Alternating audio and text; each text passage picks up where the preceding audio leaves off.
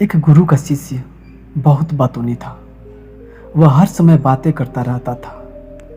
दिन भर इधर उधर की बातें करता रहता और आश्रम के अन्य शिष्यों को सुनाता। एक शिष्य को गाली भी देता। वह गपशप करता और दूसरों के साथ अच्छा व्यवहार करने की कोशिश करता। अपने मुंह से अपनी प्रशंसा करता रहता है और हमेशा अपने आप को गुरु के सामने सबसे बुद्धिमान और सिद्ध शिष्य साबित करने की कोशिश करता है। अपने को सभी शिष्यों से अलग और श्रेष्ठ मानते हैं। उन्होंने कहा कि मैं एक अमीर परिवार का लड़का हूँ। अगर मैं चाहता तो एक आरामदायक और शानदार जीवन जी सकता था, लेकिन मैं वह सब छोड़कर यहाँ आया क्योंकि मुझे सच्चाई की तलाश है। मैं खुद को जानना चाहता हूँ, मैं जीवन को जानना चाहता हूँ, इसीलिए मेरा यज्ञ सबसे बड़ा है।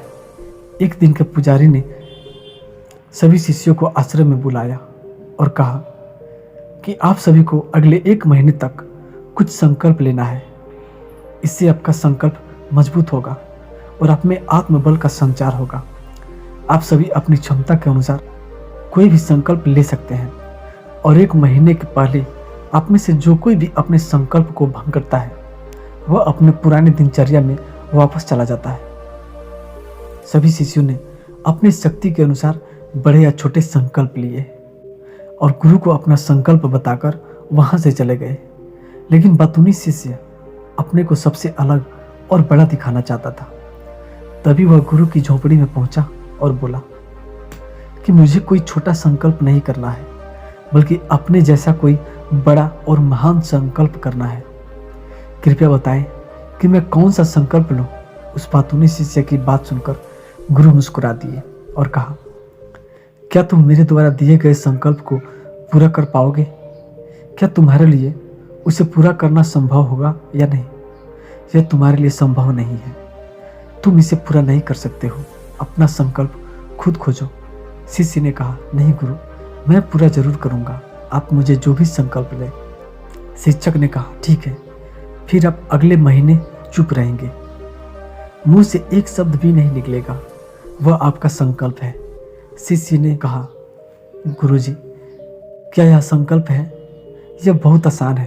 केवल 1 महीने के लिए चुप रहना है। मुझे एक बड़ा संकल्प दें जो मेरे श्रेय के योग्य है, जिसे पूरा करने में मुझे परेशानी हो। गुरु ने कहा, पहले आप इस संकल्प को पूरा करें। शिष्य ने गुरु की आज्ञा का पालन किया। वह उसी समय चुप हो गया और झोपड़ी के बाहर चला गया। उसे चुप रहना बहुत आसान लगा। उसने किसी तरह चुपचाप 1 दिन बिताया, लेकिन दूसरे दिन से उसके मन में न बोलने का बोझ बढ़ने लगा। तीसरे दिन उन्हें भारीपन महसूस होने लगा और चौथे दिन एक अजीब सी बेचैनी होने लगी, क्योंकि आश्रम के सभी शिष्य आपस में बात कर रहे थे। वह भी उनके सामने अपना पक्ष रखना चाहता था और उनकी बात बंद करना चाहता था, लेकिन उसका निश्चय उसके रास्ते में आ खड़ा हुआ। इसीलिए वह सारा दिन केवल मुंह और आंखें ही बनाता रहा। ऐसे ही कुछ दिन और बीत गए और शिष्य बीमार पड़ गया। उसका सिर फटने वाला था। खाने पीने का भी मन नहीं करता था। वह बस बोलना चाहता था। वह मास्टर जी के पास गया और उनके सामने बैठ गया और उन्हें लिख कर कहा, मास्टर जी, मुझे बोलना है। बिना कहे मुझे सांस नहीं आ रही। मेरा दम घुट रहा। मैं अंदर से पागल हो रहा हूँ। मैं क्या कर सकता हूँ? क्या मुझे अपने संकल्प तोड़ देने चाहिए? मास्टर जी यह पढ़कर मुस्कुराए और कहा कि संकल्प तो टूटने के लिए होते हैं, लेकिन जो व्रत को पूरा करता है वही अपने भीतर की शक्ति को बढ़ा सकता है, और जो अपनी आंतरिक शक्ति को बढ़ा लेता है वही जीवन के पथ पर आगे बढ़ता है। बुद्धि और जागृति, संकल्प लेना आपके हाथ में था और इसे तोड़ना आपके ऊपर है। आपके अनेक सहशिष्य संकल्प तोड़कर अपनी दिनचर्या में लौट आए हैं। अगर आप ऐसा नहीं कर पा रहे हैं तो आप अपने संकल्प को तोड़ भी सकते हैं और अपनी पुरानी दिनचर्या में वापस जा सकते हैं। लेकिन याद रहे, अगर आज आप इस छोटे से संकल्प को संभाल नहीं पा रहे तो बाकी जिंदगी कैसे संभालते हो, मुझे शक है। बाकी फैसला पूरी तरह तुम्हारे हाथ में है। वैसे भी फैसला पूरी तरह तुम्हारे हाथ में, वो भी बिना कुछ कहे वापस चले जाते और खुद को अपनी झोपड़ी में बंद कर ले। 15 दिन बीत चुके थे और आश्रम के सभी छात्रों का संकल्प लगभग टूट चुका था, लेकिन उस बातूनी शिष्य का संकल्प अभी भी चल रहा था कि प्रतिज्ञा लेने के बाद से वह एक शब्द भी नहीं बोला। पूरा आश्रम हैरान था कि इतना बोलने वाला आदमी चुप कैसे हो गया। 15 दिन बाद वह अपने मालिक के पास गया और लिखित में कहा कि हे मालिक, मैं बाहर से चुप हूँ, लेकिन मेरे अंदर कई आवाज़ें हैं, बहुत रोना और शिकायतें हैं। मैं अंदर ही अंदर बात करता रहता हूँ। मेरा मन तरह तरह से सवाल करता रहता है।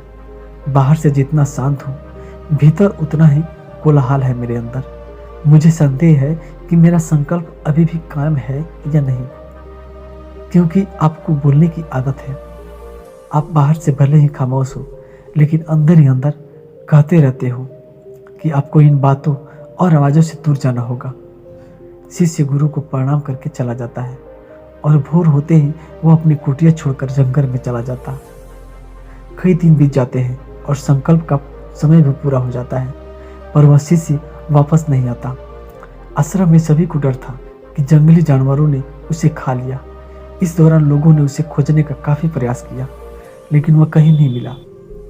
गुरु के सभी शिष्यों ने स्वीकार किया था कि जंगली जानवरों ने उन्हें अपना शिकार बनाया है, लेकिन मास्टर जी को ऐसा नहीं लगा। एक दिन आश्रम का एक शिष्य गुरु के पास आया और बोला, गुरु जी, बतूनी शिष्य को क्या हुआ? जानवरों ने मार डाला क्या?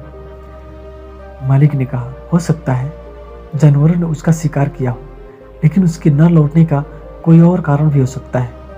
हो सकता है कि वह जिस चीज़ के लिए वहाँ गया था वह मिल गया हो। शिष्य ने पूछा कि क्या ज़्यादा बोलना हानिकारक है? गुरु ने कहा, यह भी मानव जीवन के कई दुखों में से एक है कि वो कभी चुप नहीं रह सकता। वो हमेशा कुछ न कुछ कहता रहता है। हमारा आधे से ज़्यादा दुख हमारे अकेले बोलने से होता है। ज़्यादातर परिवारों के झगड़े की वजह हमारी बेवजह की बातें होती हैं। हम में से कोई भी चुप नहीं रहता। हम सिर्फ सामने वालों से कहना चाहते हैं जो कुछ भी हमारे मन में है। हम उसे समझाना चाहते हैं कि आप गलत हैं और मैं सही। कहाँ तक उचित है ये बातें, क्योंकि दूसरा भी वही कर रहा है और इस तरह सब एक दूसरे का सड़ा गला सम्मान ले रहे हैं। तो समय के साथ साथ उन्हीं बातों की परतें गिनते रहते हैं और एक दूसरे को सुनाते रहते हैं। इस तरह सुनते सुनाते यह काम जीवन भर चलता रहता है। लेकिन इस अज्ञानता में हम अपना समय, अपना जीवन, अपनी समझ और सबसे महत्वपूर्ण वह अनमोल क्षण को खो देते हैं जिसे जिया जा सकता है, जिसका अनुभव किया जा सकता है, जिसमें आनंद पाया जा सकता है। लेकिन बदले में हमें क्या मिलता है? कुछ भी नहीं। सब व्यर्थ हो जाता है। फिर क्या इसका समाधान है? गुरु ने कहा, आपके विचारों को पूरी जागरूकता के साथ देखना ही सभी मानसिक समस्याओं से बचने का एकमात्र तरीका है। दोस्तों, वर्तमान में रहें और पूरी सजगता के साथ अपना काम करें। यह प्रसिद्ध जापानी जेन मास्टर सुजुकी का कथन है, जिन्होंने अपनी पुस्तक जेन माइंड बिगिनर्स माइंड में विस्तार से बताया है कि कैसे एक व्यक्ति अपने दैनिक कार्य के साथ साथ जागरूकता का अभ्यास कर सकता है और एक जीवन भी जी सकता है, मानसिक रूप से स्थिर और सुखी जीवन। आप चाहे उस बतूनी शिष्य को आश्रम छोड़े हुए 3 महीने बीत चुके थे, पर उसका कोई समाचार न था। अब तक सब शिष्य उसके लौटने की आशा छोड़ चुके थे, लेकिन एक दिन वह आश्रम लौट आता है। उसे देखकर सभी चकित और प्रसन्न हुए। वह कुछ और के रूप में वापस आया। उसमें एक अजीब परिवर्तन महसूस किया जा सकता था। उसके चेहरे पर एक अजीब सा भाव था और उसकी आंखों में बड़ा सुकून था। आश्रम में आते ही सभी शिष्यों ने उन्हें चारों ओर से घेर लिया और बात करने लगा। उसने अपने भाइयों से भी बात करना शुरू कर दिया। जितने भी शिष्य उससे बात करते थे, उन्हें लगता था कि वह पहले की तरह बड़ बोले और बातूनी नहीं थे। जितने भी शिष्य उससे बात करते थे, उन्हें लगता था कि वह पहले की तरह बड़ बोले और बातूनी नहीं थे। उनके मुख से निकला एक एक शब्द बड़े ही मधुर और ध्यान से निकला। कुछ देर दूसरे शिष्यों से बातें करने के बाद वह गुरु के पास गया। उसने गुरु के पैर छुए और कहा, गुरुजी, क्या मैं अब भी चुप हूँ? क्या मेरा संकल्प अभी भी जारी है? गुरु ने कुछ देर तक शीशे की आंखों में गौर से देखा और कहा, हाँ, तुम अब भी चुप हो। आपके मुंह से एक भी शब्द नहीं निकल रहा है और आपका संकल्प अभी भी कायम है। इसलिए वह और गहरे जंगल में चला गया। यहाँ पे शांति मिलेगी और मेरे मन में झांकना कम हो जाएगा। लेकिन वह जितना एकांत में गया, उसके अंदर आवाज तेज होती गई। मुझे अपने अंदर की पुरानी आवाजें सुनाई देने लगी। तब मुझे एहसास हुआ कि मैं कितना गलत था जब मैं बुरा कहता था अपने परिवार के सदस्यों, दोस्तों और सह शिष्यों को। इसीलिए उस समय मैंने सोचा कि मैं सही था। जब मैं गुरु भाइयों की चुगली करता था और उनका मजाक उड़ाता था, तब भी मुझे लगता था कि मैं उनसे बेहतर हूँ और मैं सही कर रहा हूँ। लेकिन उस दिन मुझे पहली बार लगा कि मैं कितना गलत हूँ। कुछ देर तक ये आवाज़ें, ये शिकायतें मेरे अंदर चलती रही, लेकिन धीरे धीरे मेरे अंदर से ये सारी आवाज़ चली गई। अब मैं अंदर से भी खामोश हूँ। उस घने जंगल में बाहर से बोलने वाला कोई नहीं था और भीतर कोई आवाज़ नहीं बची थी। उस दिन पहली बार मुझे मौन का सही अर्थ समझ में आया। कितनी शांति थी मेरे आसपास। हालांकि अभी भी कुछ आवाज़ें थी जो पहले आती थी, लेकिन मैं उन्हें नहीं सुन सकता था। लेकिन अब मैं उन सभी आवाज़ों को स्पष्ट रूप से सुन सकता हूँ, जो हवा की आवाज़ होती है, पक्षियों के चहकने की आवाज़, बहते पानी की आवाज़, भंवरों की गुनगुनाहट की आवाज़। मैंने पहली बार पूरे होश में सुनी। मैंने अपने आसपास इतनी शांति कभी महसूस नहीं की। अब पहली बार जब मैंने शांति भंग करने के लिए अपने मुंह से एक शब्द निकाला, मैं चिल्लाया हूँ, हे भगवान, यह किस प्रकार की शांति है? सब कुछ इतना शांत क्यों है? लेकिन मेरे चिल्लाने पर भी शांति भंग नहीं हुई। सब कुछ वैसा ही है जैसा बाहर पहले भी सन्नाटा था और अंदर भी। हे मालिक, मैंने अपने गुरु भाइयों से बात की, मैंने आपसे बात की, मैं बोल रहा हूँ, मैं चल रहा हूँ, मैं सब कुछ देख रहा हूँ, लेकिन मैं अंदर से बिल्कुल अकेला हूँ। मैं चुप हूँ, भीड़ में भी हूँ, मैं अकेला हूँ और अंदर से अकेला हूँ। मैं तब भी अकेला हूँ जब मैं अपने आप में सुर मचाना चाहता हूँ। अब सब कुछ दिखाई देता है, सब कुछ सुना जाता है, गुरु ने कहा। जब तक बाहर बातें करते रहेंगे, भीतर अशांति होगी। जिस दिन हम अपने भीतर की ओर मुड़ेंगे, तो हमारे मुंह से जो भी निकलेगा, हम शांत रहेंगे। दुनिया में जितनी भी बुराइयां हैं, वे ज़्यादातर हमारे बोलने से ही पैदा होती है, क्योंकि हम चुप नहीं रहना चाहते। हम ज़रूरत से ज़्यादा बात करते हैं। हम दूसरे व्यक्ति की बात नहीं सुनना चाहते, बल्कि चाहते हैं कि वह बात करना बंद कर दे। हम उसे बताना चाहते हैं कि मैं कौन हूँ। हम उसे अपनी सारी क्षमताएं दिखाना चाहते हैं। बस यही हमारे जीवन का उद्देश्य रह जाता है। कभी एक दूसरे को सुनना नहीं चाहते, समझना नहीं चाहते। उन्होंने कभी चुप रहना सीखा नहीं, क्योंकि खामोश रहने से वो खुद को छोटा महसूस करते हैं। दुनिया के सारे युद्धों की वजह हमारी बोलती ही है।